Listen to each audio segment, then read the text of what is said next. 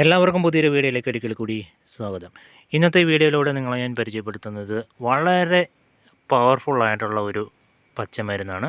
ഇതിൻ്റെ പേര് മുറികൂട്ടി എന്നാണ്. മുറികൂട്ടി എന്ന് പറയുന്നതോടൊപ്പം തന്നെ ഇതിൽ ഭയങ്കര പവർഫുള്ളാണ്. ഇത് നിങ്ങൾ ഒരിക്കലും ഉപയോഗിച്ച് നോക്കുകയാണെങ്കിൽ ഇതിൻ്റെ ശക്തി നിങ്ങൾക്ക് മനസ്സിലാവും. അതായത് ഞാനിത് ഒരിക്കലും ഉപയോഗിച്ച് നോക്കിയതാണ്. അന്നേരമാണ് ഇതിൻ്റെ ഇത്രയും ഫലപ്രദമായ ഒരു ഇതിൻ്റെ പേര് പോലെ തന്നെ മുറികൂട്ടി എന്നുള്ള പേര് പോലെ തന്നെ അത്രയും പവർഫുള്ളായ ഒരു സംഭവം തന്നെയാണ് ഇത്. നമുക്ക് പ്രകൃതിയിലുള്ള ഒരു പച്ചമരുന്നാണിത്. ഇത് നോക്കുക, ഇതിൻ്റെ ഇല ഈ സൈഡൊക്കെ ഇങ്ങനെ ചെറിയ ചെറിയ റൗണ്ട് പോലെ ഉണ്ടാവും. അടിഭാഗം നല്ല വയലറ്റ് കളറുണ്ടാവും.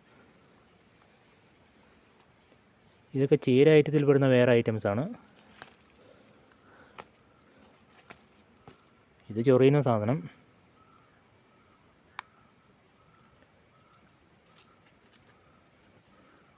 നല്ല ശരിക്കും നോക്കിക്കോളാം ഇത് കണ്ട് മനസ്സിലാക്കാൻ വേണ്ടി. ഇതിൻ്റെ തണ്ടുകൾക്കും ചെറിയ നീല കളർ ഉണ്ടാവും. നിലത്തിങ്ങനെ പടർന്നാണ് ഇത് വളരുന്നത്. പിന്നെ പ്രത്യേകിച്ച് ഇലയ്ക്ക് ടേസ്റ്റൊന്നുമില്ല. ഇതിൻ്റെ ഇല പറിച്ച് തിരുമ്മി കഴിഞ്ഞാൽ നല്ല ചുമന്ന കളറായിരിക്കും. ചുവപ്പല്ല, ഈ ഇലയുടെ അതേ കളറ്. അതേപോലെ തന്നെ നല്ല നീരും ഉണ്ടാവും. നമ്മൾ ജസ്റ്റ് ഒന്ന് തിരുമിയതേ ഉള്ളൂ. ഒരു ഇല എടുത്ത് തിരുമാണെങ്കിൽ നമ്മൾക്കൊരു രണ്ട് തുള്ളിയോളം നീര് കിട്ടുകയും ചെയ്യും.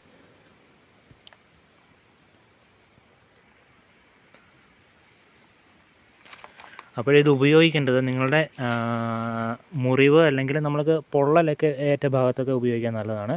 മുറിവെന്ന് പറയുമ്പോൾ വളരെ ആഴമായ മുറിവുകളിലൊന്നും ഇത് ഉപയോഗിക്കാൻ ഞാൻ റെക്കമെൻഡ് ചെയ്യുന്നില്ല.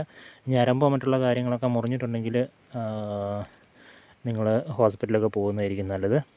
ചെറുതായിട്ടുള്ള മുറിവുകൾ, അതായത് ഞരമ്പൊന്നും മുറിഞ്ഞിട്ടില്ല, നമ്മുടെ കൈകളിലും കാലുകളിലൊക്കെ കത്തി കൊണ്ടുണ്ടാകുന്ന മുറിവുകൾ അല്ലെങ്കിൽ മറ്റേതെങ്കിലും രീതിയിലുണ്ടാകുന്ന മുറിവുകൾ ഇത് നിങ്ങൾ ഉപയോഗിക്കുന്നതിന് മുമ്പ് മുറിവ് നല്ല പച്ചവെള്ളം ഉപയോഗിച്ച് കഴുകി വൃത്തിയാക്കുക. ഇപ്പം ചോര വരുന്നുണ്ടെങ്കിൽ കൂടി കുഴപ്പമില്ല, അതൊന്നും വിഷയമുള്ള കാര്യമൊന്നുമല്ല.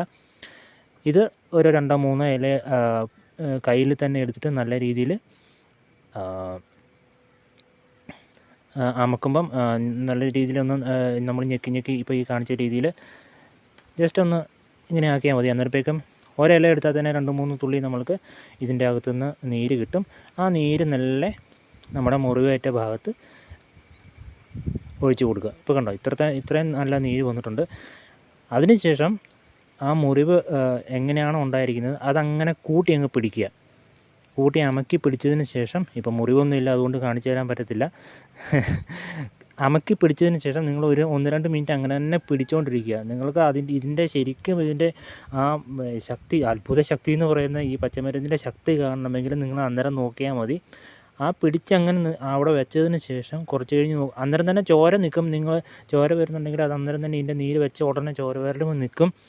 അങ്ങനെ പിടിച്ച് വെച്ച് ഉടനെ തന്നെ 1 മിനിറ്റിന് ശേഷം അങ്ങനെ അമർത്തി തന്നെ പിടിച്ചുകൊണ്ടിരിക്കുക. ജോയിൻ ചെയ്ത് ഇങ്ങനെ എങ്ങനെയാണോ മുറിവുണ്ടായത് ആ ഭാഗം നിങ്ങളിങ്ങനെ അതേപോലെ തന്നെ യോജിപ്പിച്ച് പിടിക്കുക.